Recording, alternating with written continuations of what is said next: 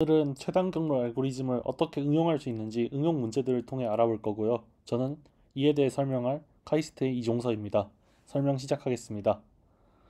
오늘 살펴볼 두 가지 응용 문제 중에 첫 번째 응용 문제는 이제 가중치를 바꿀 수 있는 경우에 대해 최단 경로 알고리즘을 적용하기 위해 그래프를 잘 모델링 해보는 문제입니다.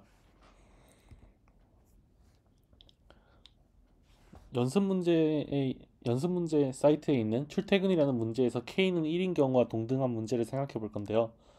이제 가중치 있는 유형 그래프 G는 VEW가 주어지고 이 그래프에서의 시작점과 도착점이 주어집니다. 그리고 이제 각 간선 E에 대해서 WE 프라임이 주어져서 그래프에서 이동하는 중 단 한 번 모든 간선의 가중치를 WE들에서 WE 프라임들로 바꿀 수 있을 때 S에서 T로의 최단 경로를 구하는 문제입니다. 여기에서 그 간선의 가중치를 바꾸는 연산을 적용했을 때 한 번에 모든 간선의 가중치가 바뀐다는 점에 유의하셔야 합니다. 예를 들어 이제 이렇게 그림과 같이 그래프와 W 프라임이 주어졌다고 합시다. 이제 이 W 프라임에 대해 생각하지 않고 최단 1번 정점에서 4번 정점으로의 최단 경로의 길이를 구하면 5가 되겠죠. 그런데 이제 만약에 저희가 1번 정점에서 3번 정점으로 1만큼의 코스트를 써서 이동하고 그리고 3번 정점에 도착한 후에 이제 그래프의 간선의 가중치들을 전부 바꾸고 나서 다시 3번 정점에서 4번 정점으로 3만큼의 코스트를 추가로 써서 이동하면 저희는 코스트 4만큼을 써서 1번 정점에서 4번 정점으로 이동할 수 있습니다.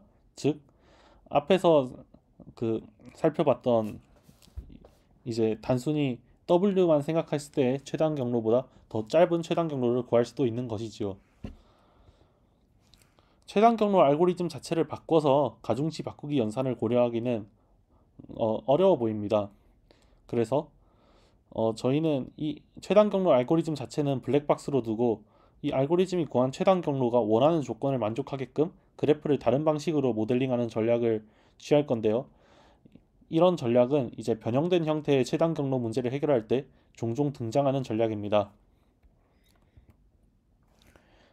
이렇게 이제 각 정점들을 이제 1층에 있는 정점과 2층에 있는 정점으로 분할하고 1층에서는 W 가중치의 간선으로 2층에서는 W 프라임 가중치의 간선으로 각 정점들을 이어봅시다.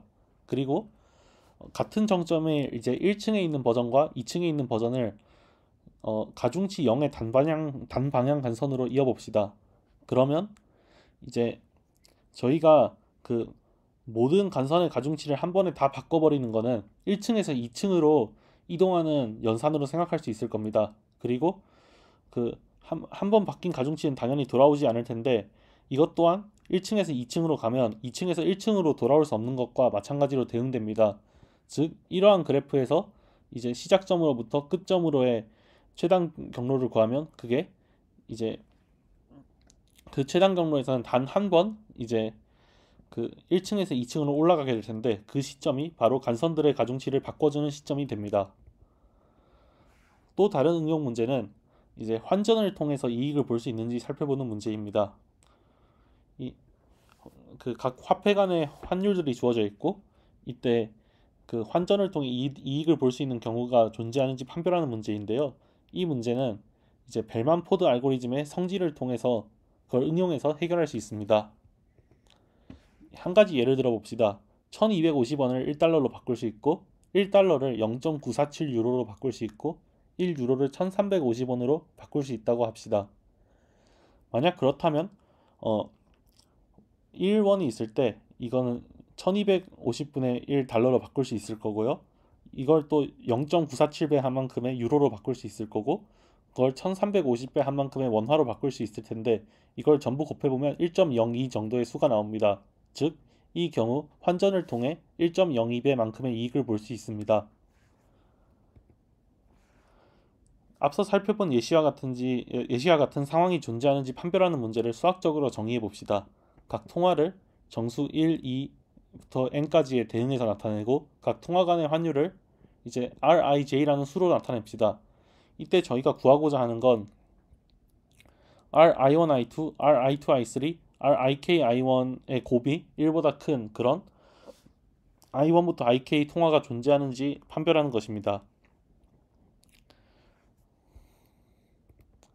언뜻 보면 이 문제를 바로 해결하기는 어려워 보입니다.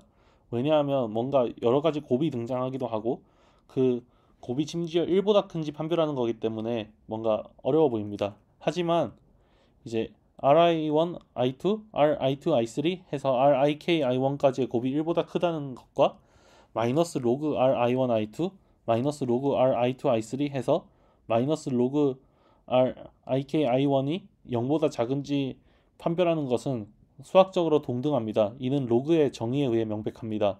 그래서 이 사실을 활용해서 문제를 그래프의 언어로 다시 적어보면 저희가 해결할 수 있는 문제가 됩니다.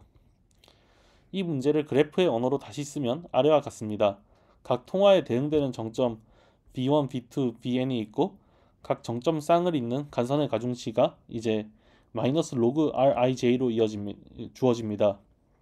이때 저희가 판별하고자 하는 것은 이 그래프에 음수 가중치를 가지는 음수 사이클이 존재하는지입니다.